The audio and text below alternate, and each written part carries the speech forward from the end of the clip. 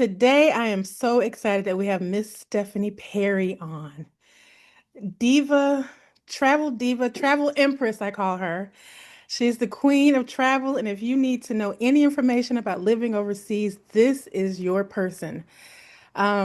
When I first talked to Stephanie, this is our second time back to the podcast, and I'm really grateful that she and her team thought of us. She was bopping around the world. She was house sitting, bopping around the world, and telling people how they can house sit and bop around the world. And since then, she has built a global community of almost 30,000 Black women, That's has right. co-produced an Exodus Summit, has an incredible partner, Rashida Dow, who is not here with us, but she's a powerhouse woman herself. And today we're going to talk about my favorite subject, which is travel. There's nothing more powerful than a Black woman being able to see herself on the outside of these American streets. So we're going to talk about all the things, but first I have to ask you, Stephanie, how are you and where are you? I'm so glad to be here. Hi, Monica. I'm Hi. in Bogota, Colombia, and I'm actually in my own home. For the first time in 10 years, I'm Wow. in my a place that is mine. Um, and it's been awesome. It's been expensive. And it's been super fun to set up shop in a new country for the first time after 10 years of bopping around and house sitting and Airbnbs. Bogota's really been welcoming and warm, so I'm glad to be here. So of all the places you've been, because I know you've been around the world a million times, times two, times three, times four, what excited you about being in Colombia and setting roots there? I knew before I even came to Colombia that I would like it because Black women just love Colombia. But most of the time they go to some other cities. Bogota is higher altitude, it's chillier. It's not what you think of when you think of Colombia most of the time. But when I got here, people were kind to me. The city, even though it's a big city, it's still the neighborhoods are so personal and like self-contained, like my main beef with Atlanta, which is not a question you asked me, but let me tell you, my beef with Atlanta is Of it's hard all to the do. beefs we can have with Atlanta, like I we have a like this few, on but Atlanta. it's like Atlanta is a city where you need to go from one side of the city to the other to do things. And, Yeah. Bogota is the exact opposite. Those small little neighborhoods have everything you need inside of them. It's a nice green city Mhm. and their mountain views. And it was just like a place where when I walked in, when I first came to the city, I was like, oh yeah, this is my kind of place. This is a place where I can set up shop here, be welcomed here, be in community with people here, and not always be the stranger, the foreigner. Yeah, it ticked off my boxes.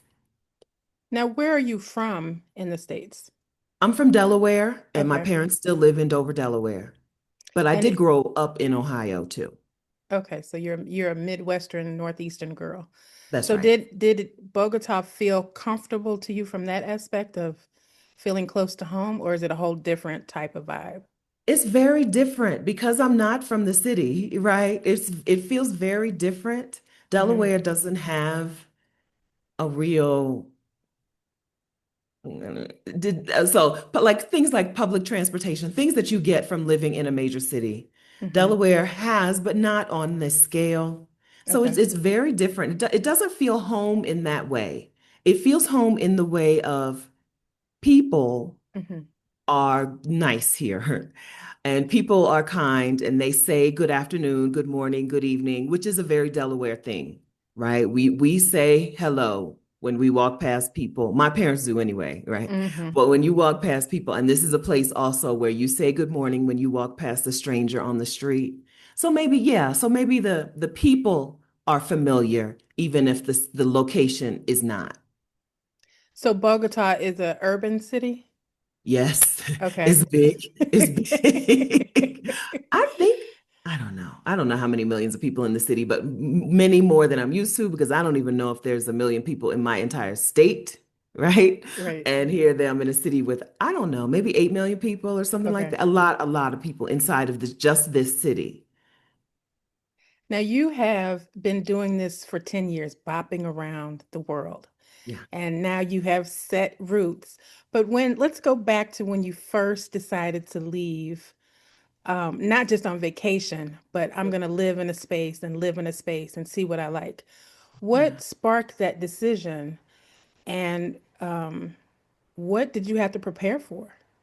I left for what I thought was 1 year in 2015, September 21st, 2015. So we're recording this just after my 10th anniversary of leaving, right? So I left for 1 year just because I wanted to see some stuff. I just wanted to see the world. I wanted to see all the things that were on my screensavers at work, right? I wanted to go to Thailand. I wanted to go to Cambodia. Wanted to see things.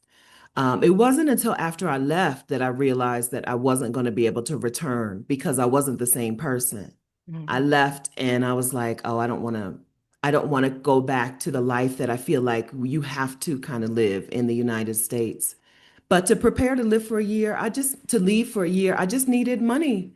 Mhm. Back then in 2015 dollars, I needed $14,400. It took me 15 months to save that amount up. And I chose to get rid of everything. I sold all my stuff. I got rid of everything before I left, even though I only had enough money for 1 year. Mhm. I knew that no matter what I was returning to, I wasn't returning to the exact same life in the exact same house in the exact same city. So prep for me was get the money together, get Mhm. rid of everything that's tying you to this place, and get a kernel of an idea for what you might do long term. An idea for how you may try to live going forward. Now, what was the first city you chose to go to when you left? I went to Kuala Lumpur, Malaysia, Okay.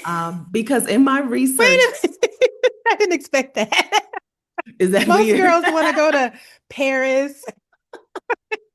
Like, I was on a budget, girl. right.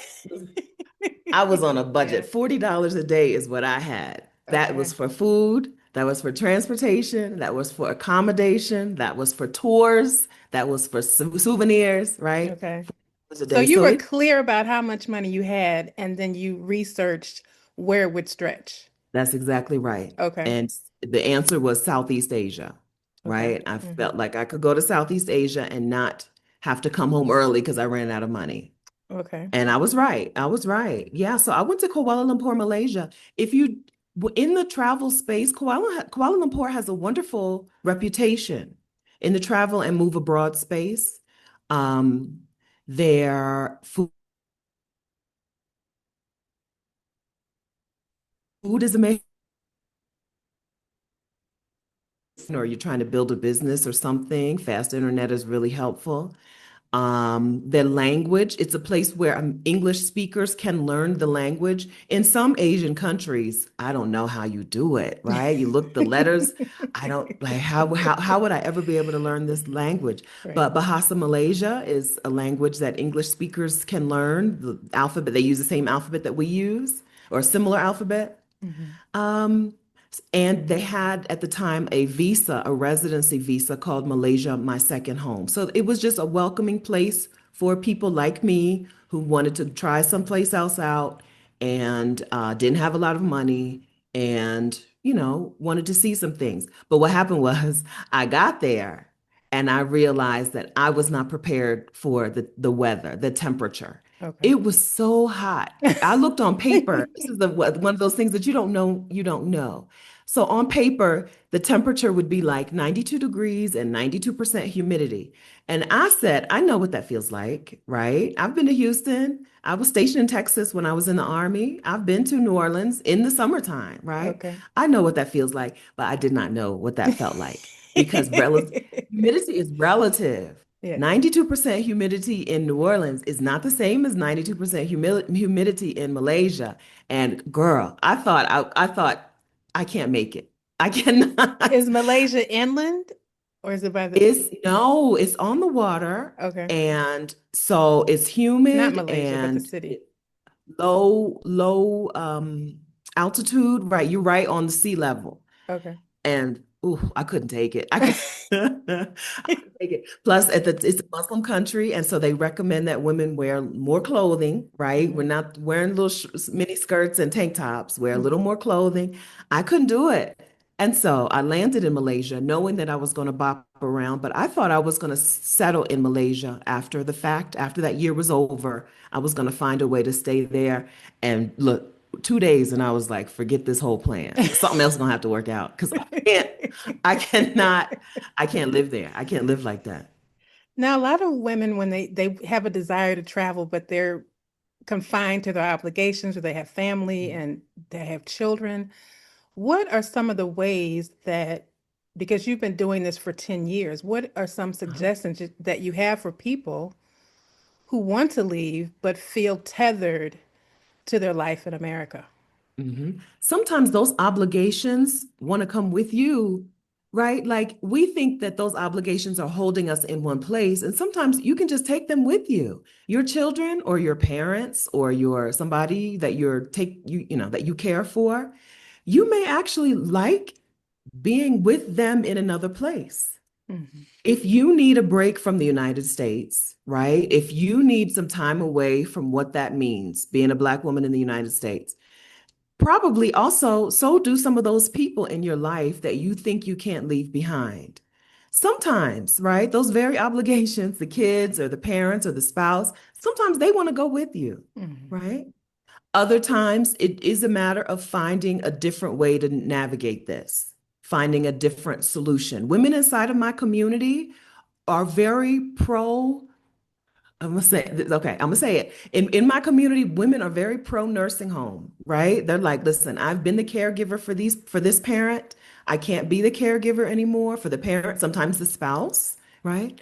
They're going into a nursing home to get good care, right? I'm not gonna put them in the worst place I can find. I'm gonna put them in the Hmm. best place possible, get them good care so that I can also go out and care for myself, right? Sometimes the answer is somebody get somebody else to do it.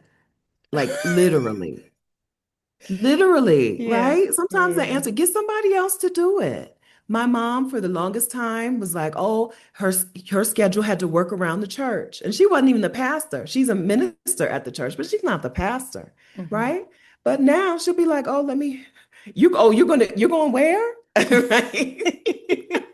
Oh, you're going to Mexico? I'm going to Mexico. Somebody else can do it. Some of those obligations, somebody else, some of those obligations were never meant to be ours alone. They were never meant to be our sole thing to do. We're Hmm. supposed to be operating in community with other people and in connection with other people, in conjunction. We're not supposed to be the sole person who does some of the things that we're the sole person who does. Right. And so this is a good opportunity, whether you want to travel for a little bit or you want to get out in the world and see how long you can stay. Right. Some of this is sometimes that's a really good opportunity for other people to step up, for other people to take some of that load off of your plate. Now say that again. Hmm. Yeah. Sometimes you have to step back so others can step up. That's important. Yes. That's important for us to learn as Black women. We don't have to It's do it all. it's crucial. It's crucial to learn. If we want to live our lives fully and in a healthy way, Hmm. right? It's crucial to learn. Yeah, I agree. I agree. So what do you wish you had known before you left the country? So I'm gonna give you a couple answers. The first one, I wish I had known how much I was gonna love it. Okay. Right? So I was nervous. I was very, very afraid. Right? This is a big deal. I'm going to countries where I don't speak the language, where I don't know any people, where I don't really know how things operate. And so it was really scary when it was time for me to turn in my 2 weeks notice. I was a hospital pharmacy technician. And when it was time for me to turn in my 2 weeks notice, I couldn't do it, even though I'd quit many a job before. I couldn't do it. And then I went home and the next day I was like, I got to do it today, right? I got it. She's going to be making the schedule for the next few weeks. I got to put in my notice today. I was very, very afraid. So I wish I'd known how rewarding it was going to be, how much it was going to pay off. Hmm. Not because I mean, I don't know that I would have done anything any differently because I still got on the plane and left. But I wish I had had a better idea of how amazing the experience was going to be and how worth it was going to be. I didn't have a whole lot of doubt, but other people in my life did. Hmm. And so it would have been nice to have a counter to that, right? To their doubt and fear. What is now, so even though it was 10 years ago, the internet has changed Hmm. and people are more sharing and more open with information. When I left, I don't even know that most people would have known what a podcast was. I listened to some podcasts Okay. to prepare myself to go. But 10 years ago, I don't know if podcast was in our everyday lexicon. Mm-mm. And now everybody knows how to share information and how to receive information from people who are out here sharing, people like you. And so um, it was a different time when I had to just feel like I think this is the right thing without a whole lot of confirmation from other people. Hmm. Um, yeah, so I wish there had been some of that, more of that. I wish I had known about house sitting. When I first left, I didn't know about house sitting.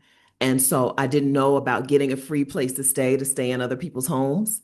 That would have been a nice thing to know about, to take some extra money pressure off. My money did last me for a year, surprisingly, because I'll blow some money in a minute. But my money, it did last. It did Right. last. But I wish I had known about house sitting so that when things got tight, I could have been like, well, I can always do this. I don't have to worry. Yeah, those are a couple of things I wish I had known back then. You're the first person I ever heard talk about house sitting. And I was like, well, what is Mhm. that? Yep. I wish I had known when I started traveling. Oh, you just go stay somewhere because I'm booking hotels. I didn't even know there wasn't an Airbnb situation. There wasn't outside of academia, there was no, house switching type of situation. So I was like, what is house sitting?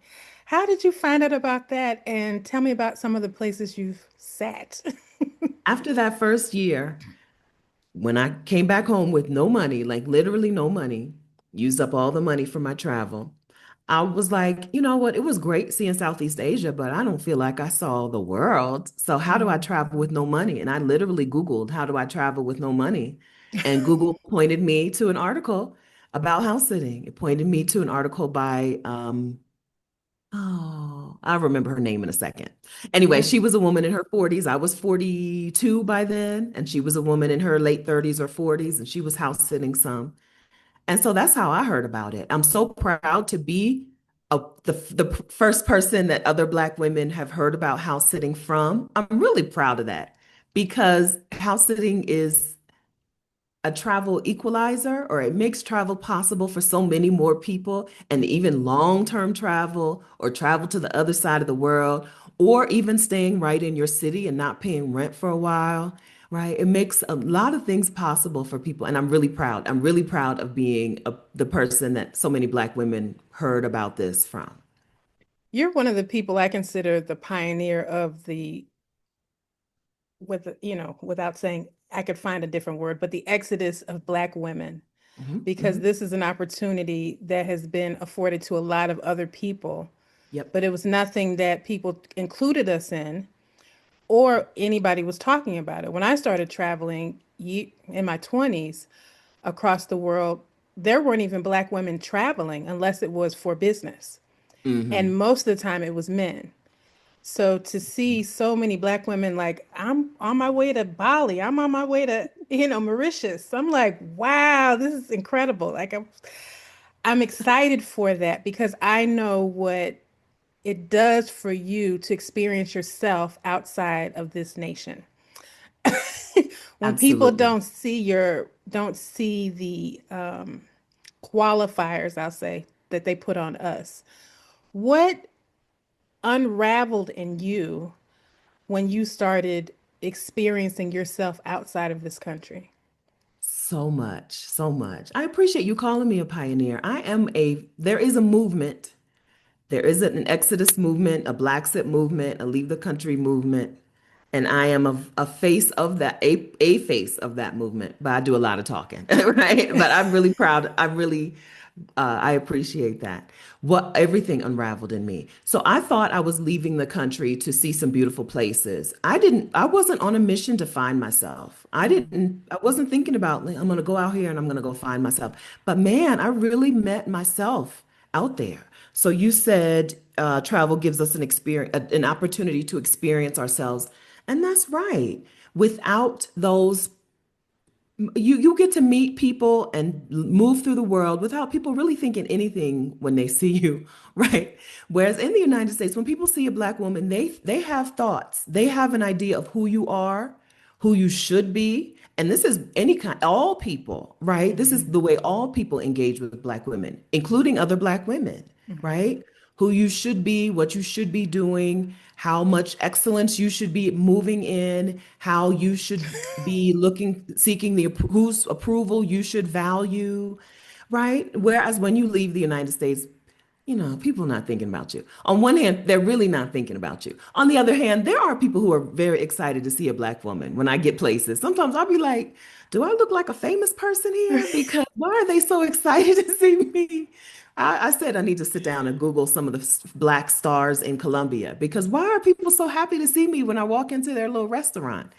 But so people have maybe they have some idea or some thought about black women, but it's not the same, and it's not the same pressure, not the same anti it's not the same misogynoir that we're used to experiencing. Not that that doesn't exist around the world, but it's just different. And so you get to be a person. You also get to be an American. I get to be an American for the first time ever. When I leave the country, I'm an American. They Mhm. clock me in a heartbeat, right? They know I have American dollars to spend. They know I speak English. They know good and well when they tell me the price, they tell me the price in if they know it in dollars, they tell me the price in dollars wherever I am in the world, which Mhm. is the funniest thing. I'm like, this is Vietnam. How do you know what this costs in US dollars? No, they know. So you get to be an American for the first time, but you get to take off those pressures. You get to take off the cape. People don't expect me to help them lift their suitcase into the compartment people really in the United States expect Black women to be the help and Mhm. to be the workhorse, Servants. the burden bearer. Mhm. And other around places, no, they don't. I'm a woman. They expect me to do woman things, and that's it. And And I men even appreciate step that. up differently. That's Men even right. step up differently just because you are a woman. Oh, let me get that for you. Or they Absolutely. automatically open the door and there's no friction, there's no heat, there's no ideas. It's just let me open the door for her because that's what I do. Hmm. So it's a beautiful That's exactly right. experience. And if you start to do what they think they should do, they're like, "What is wrong with you?" Yeah, in their face, in their reaction. I'm doing that. Let me do this. You sit down. When I moved from my Airbnb into this apartment, I moved via Ubers, right? I would just call an Uber, pack up a whole bunch of stuff in the place I was staying in. I only had maybe 4 suitcases, plus I had done a bunch of shopping in that Airbnb, Mhm. linens and stuff. So I moved via Uber, and my Uber drivers were always like, "Put that down. I'm lifting this, right? What is wrong with Wow. you? Let me lift this." Then they get to the apartment building. The security guard is like, "What are you doing? I'll put this on the elevator," and then he'll get. Sometimes they would run up the steps and meet me upstairs and take it off the elevator, right? Like, chill, relax. Nobody Mm. expects me to be their beast of burden when I leave the United States. That gives me the opportunity to see, well, who am I then?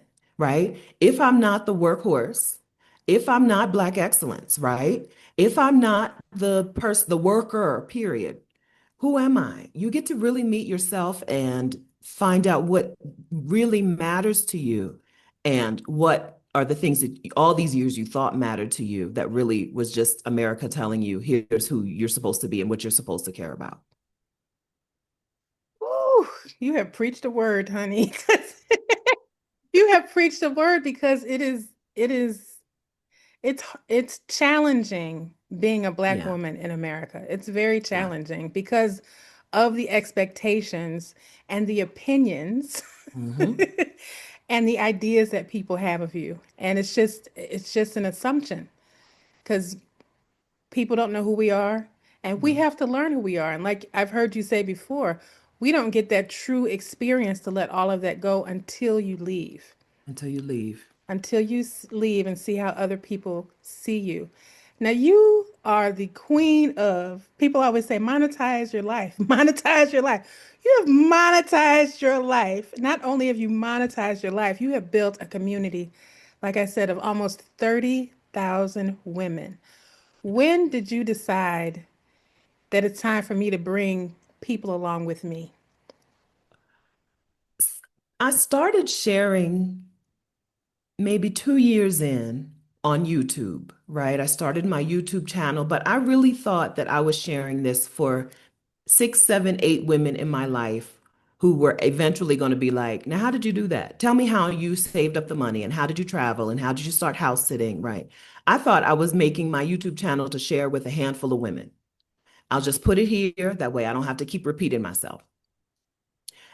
And other people showed up. Other Black women showed up and was like, no, tell me about this. Okay, now tell me how you did that. They were the thing about having a community of and for Black women is you don't have to guess about what people are interested in. You don't have to guess about what people want to hear about, what they don't want to hear about. They will tell you.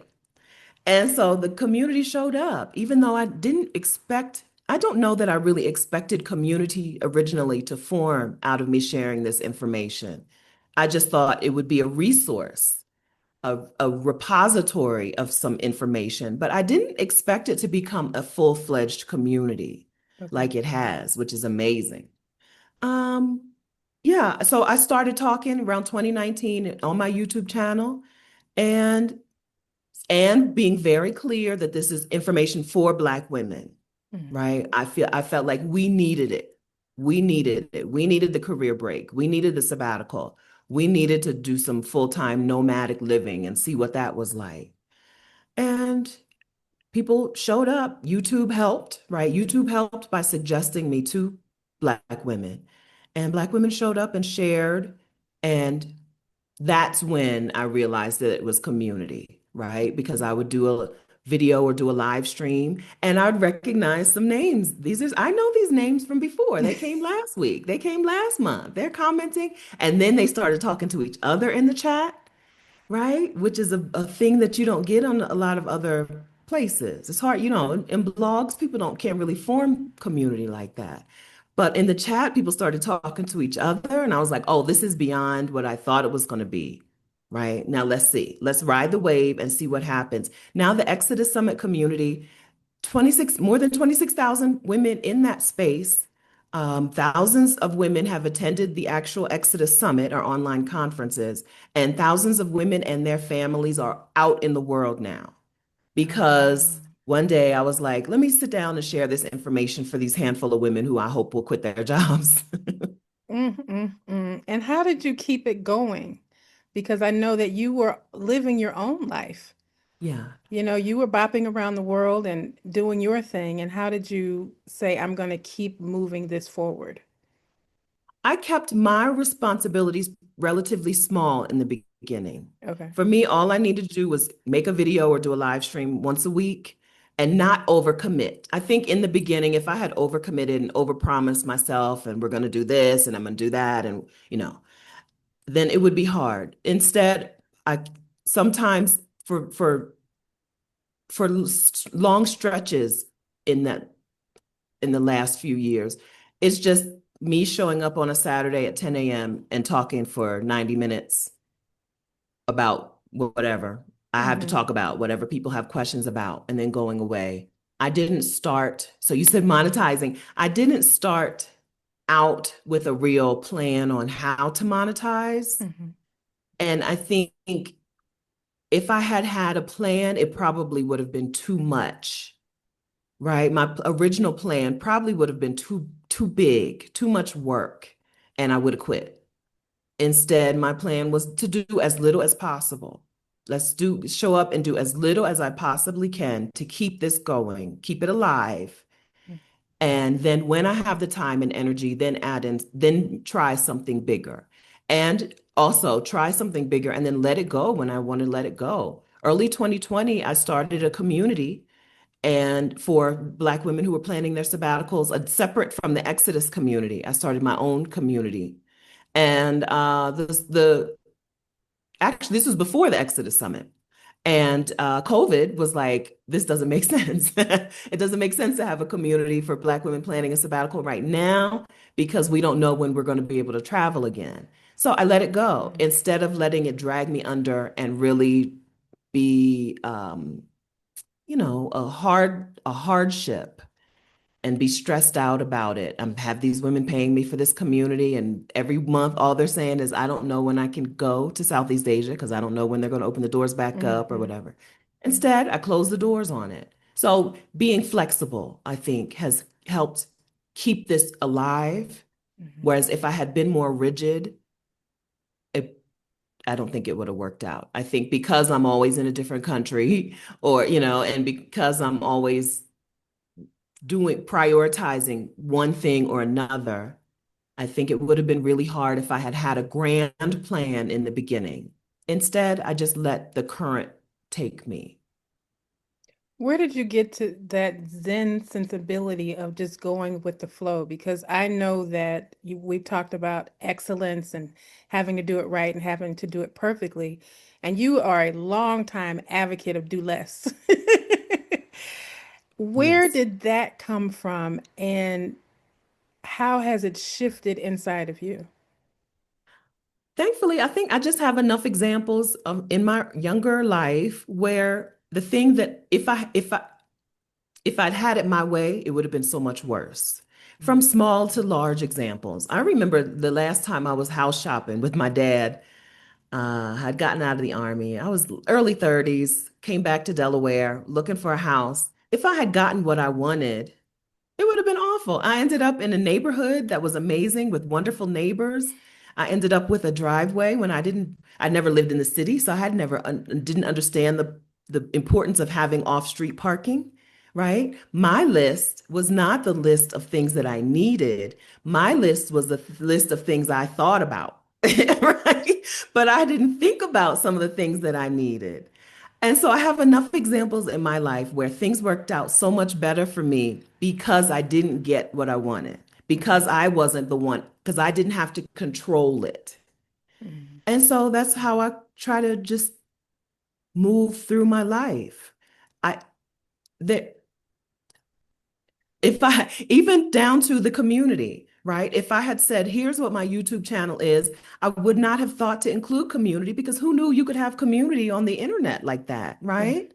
And so it would have been so much different and so much worse than me just being like, well, what do y'all want to do? And them saying, oh, we want to have a meetup. Let's have a meetup. And me being like, okay, well, let's try it. Let's see what happens. I think control is a trauma response, Mm, especially for people. Yeah, I think control is kind of a trauma response because who has control over anything in reality, right? In real life, who controls anything? And in nature, and so it's just having to be in control has never benefited me.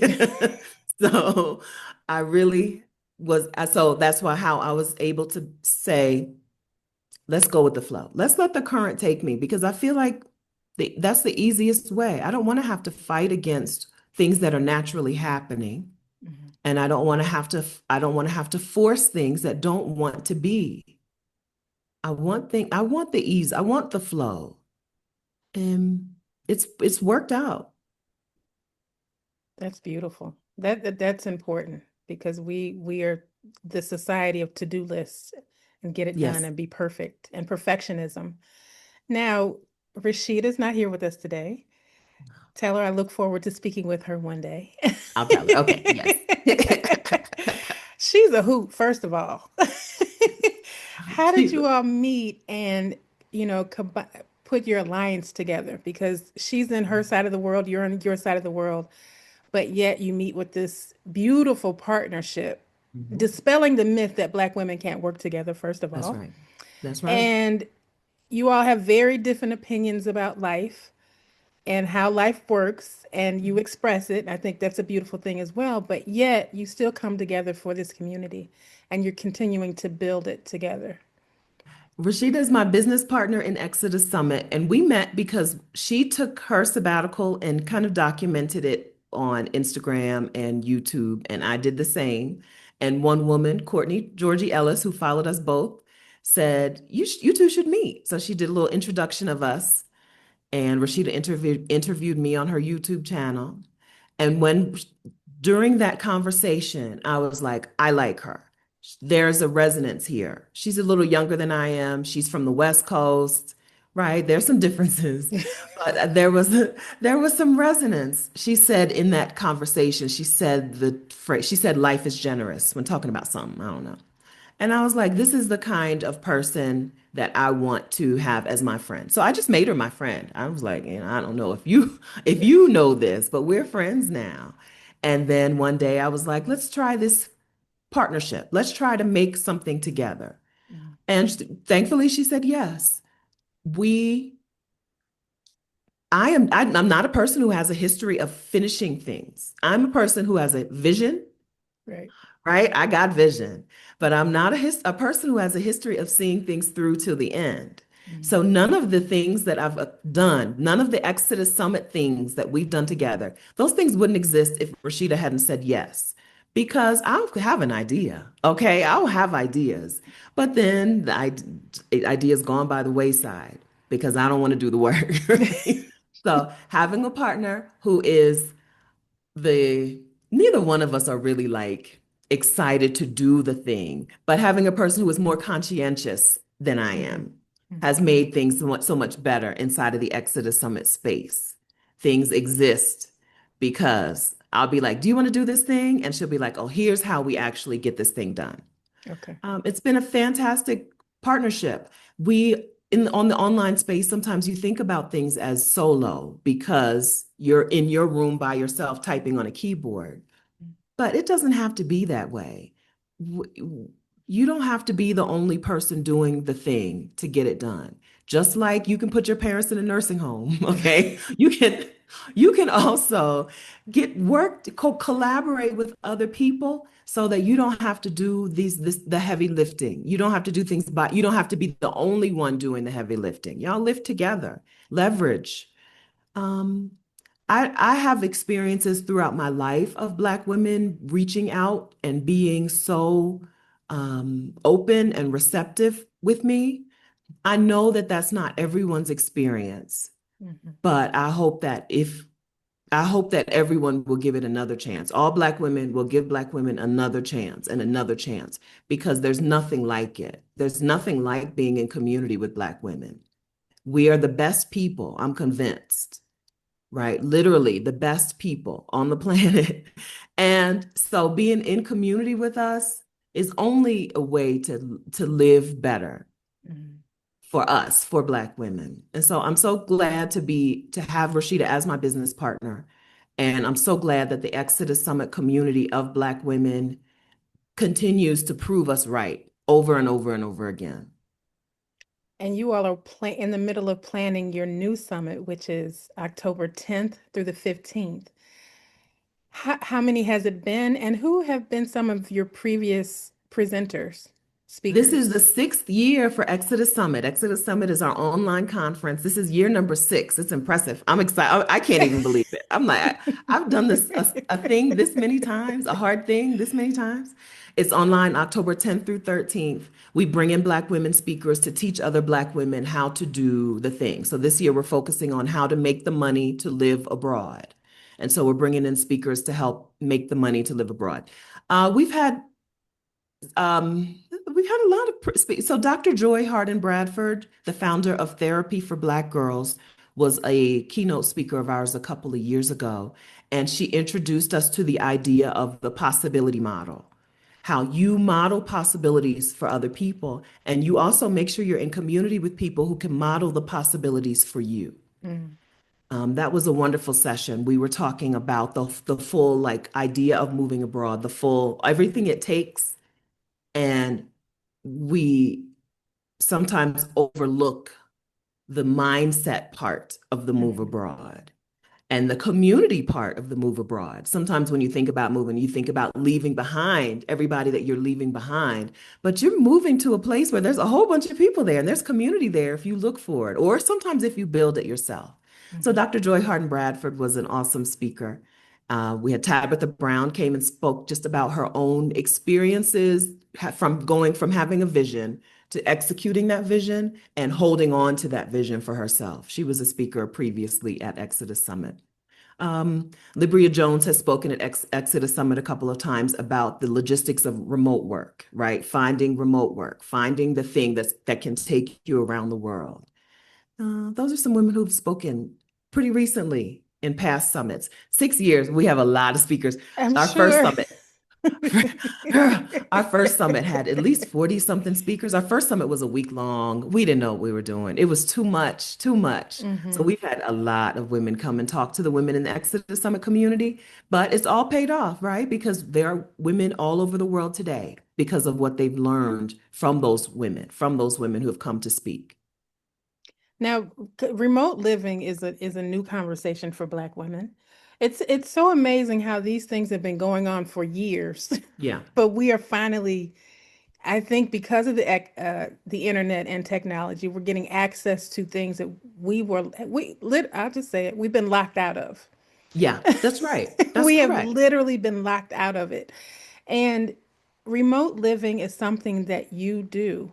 How do you manage your all of your entities?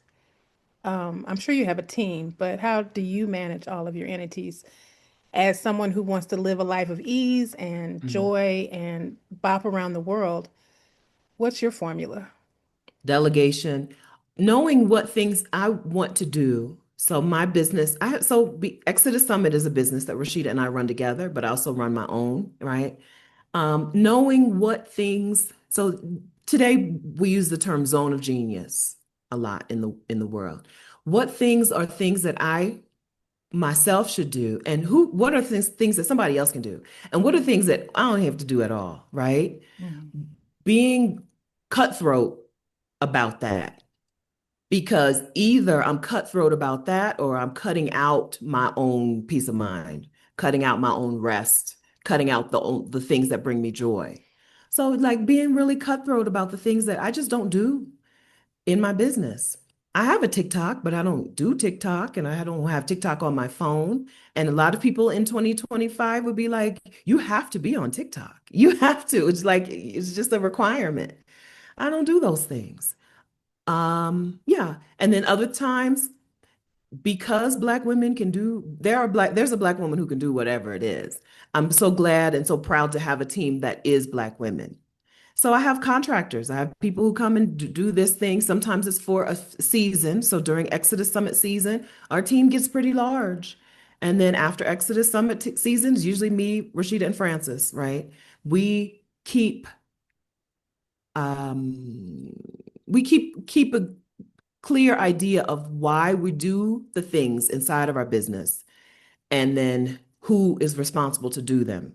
And then nobody feels like she has to take over or be involved in someone else's thing.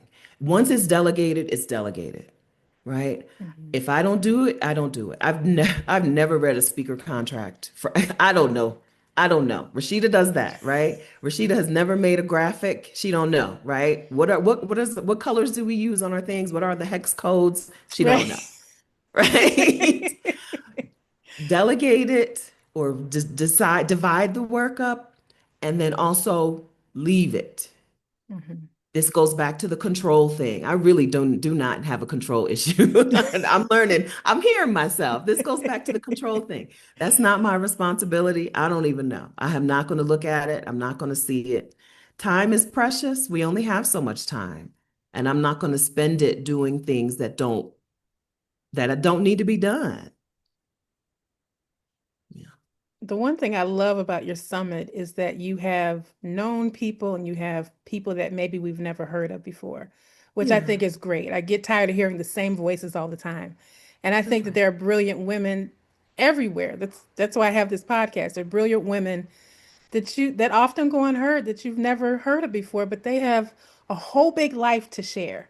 Who are some of the people that you are bringing in this season of the Exodus Summit?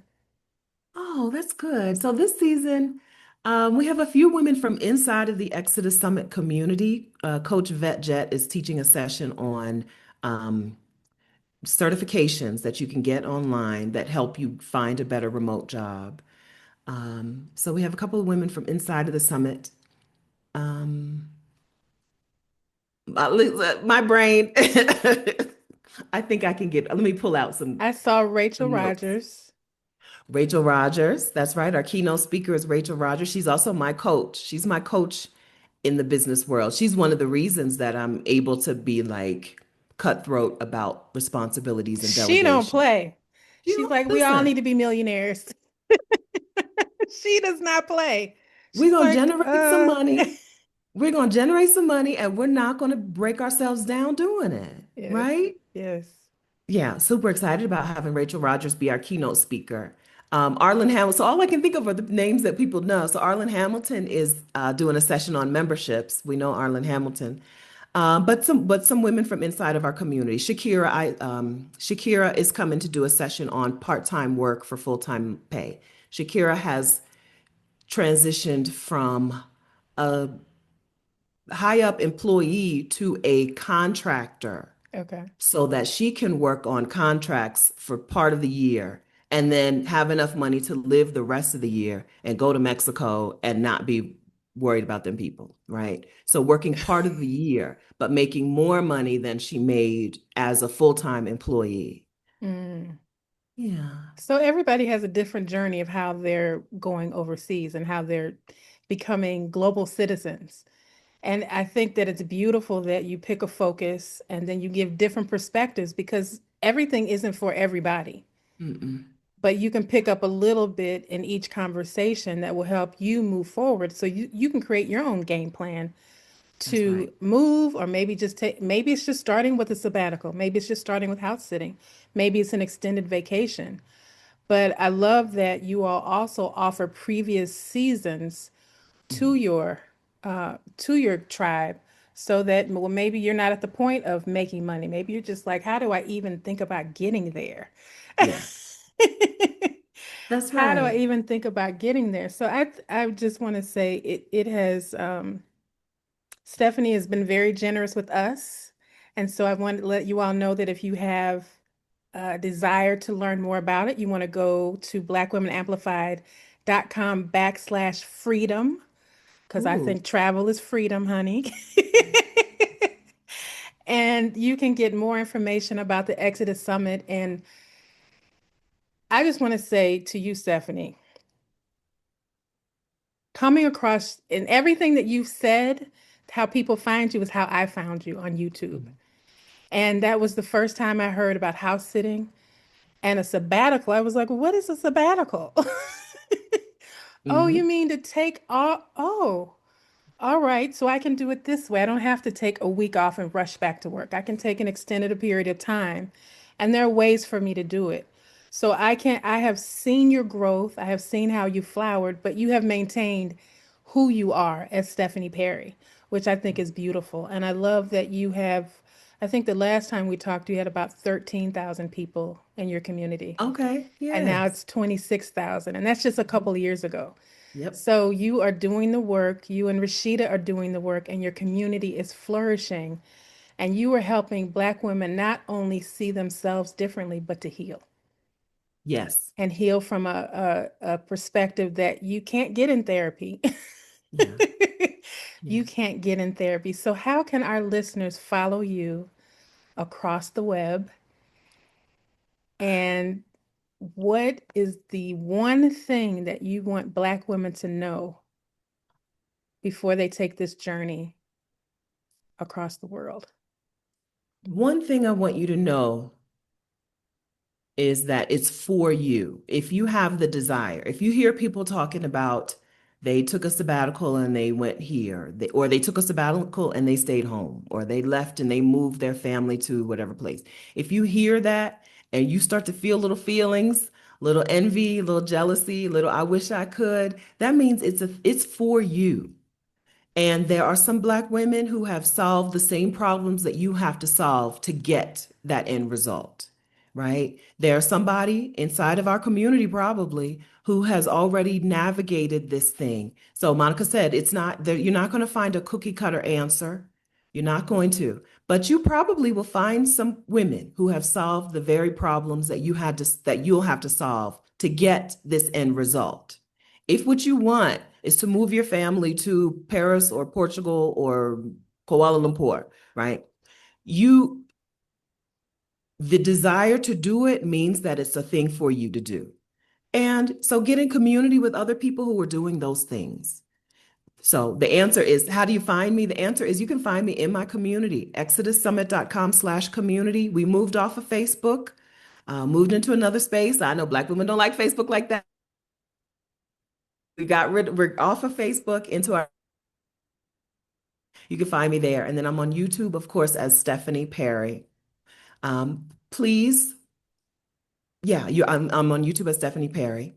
And then if you're at all interested in making the money to move abroad, right? Whether it's through freelancing, through virtual assistant work, through part-time work for full-time pay, through trading. We have a session on trading with Terry Igioma. If you're interested in making the money for your move abroad, Monica's link is blackwomenamplified.com/freedom. Is that right? Mhm. Use her link. Come over, look at the sessions available for you in Exodus Summit 2025. If you see a session that makes you perk up a little bit, oh, I think that would be an interesting way for me to do this. Come on over, come to the summit. You'll really listen. If you enjoy this conversation, you'll love the women in the Exodus Summit community. You'll love the women who teach, the speakers, and you'll love the women who are attending because it's more of this, right? It's more generosity and giving. You listen to this podcast because the speakers come on and they're open and they're giving and they're generous. It's more of that, right? You love this podcast because you get to think about things in a new way. You don't have to just keep on keeping on, right? You don't have to just keep doing things the way the United States and Black excellence tell you. You can think about things for yourself, come up with your own answers, your own, and from a new perspective.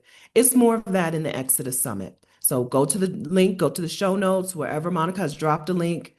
Come on over to Exodus Summit. I'm saying specifically to use her link because that is a way that you can also thank her, right? It's a way that you can make sure that she gets a little thank you when you register for our event. When you come to our thing, she gets a little commission using her link with no extra cost to you because podcasting is hard, okay? Putting this together every week is hard. Getting guests, doing the doing the actual research, recording the podcast, editing and putting it up in the world is work. And that's a way that you can thank her using her link to register for the Exodus Summit. I told y'all Black women are dope. We're the coolest. We Absolutely. are the coolest. And when we support each other, not only does the world shift, but we shift as human beings. And Stephanie has always been very kind and very generous. She's very outspoken, as you can see, and but she's willing to share who she is with the world. And that has changed, that has opened up a portal for other women to do the same. So, Stephanie, thank you so much for your time, your generosity, um, and just being you. And Thank you. My keep doing what you're pleasure. doing. Same to you. And you too. You too. Thank you so much. I appreciate you. Oh, I appreciate you too. Thank you so much for being on the Black Women Amplified podcast.